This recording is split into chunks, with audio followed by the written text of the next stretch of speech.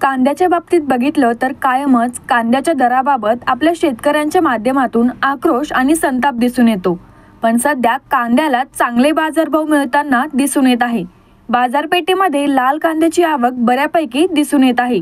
पण यातच आता कांदा उत्पादक शेतकऱ्यांसाठी फायद्याचं ठरेल अशी एक बातमी समोर आली आहे.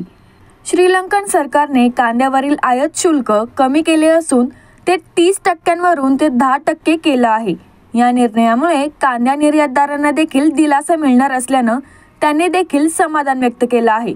या निर्णयामुळे भारतीय कांदा श्रीलंकन बाजारपेठेत जाऊ शकेल आणि त्या ठिकाणी दर देखील चांगला मिळेल अशी एक शक्यता वर्तवण्यात येत आहे.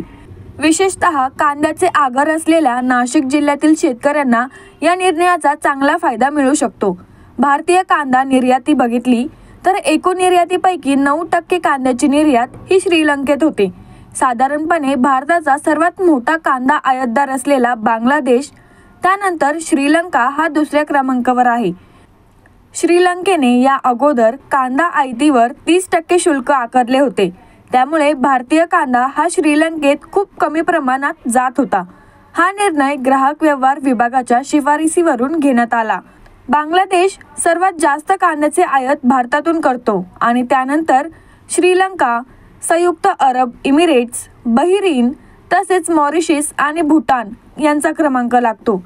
श्रीलंकेने आयात शुल्क 30% वरून 10% केल्यामुळे आता श्रीलंकेला जानेवारीत कांदा निर्यात करता येऊ शकतो.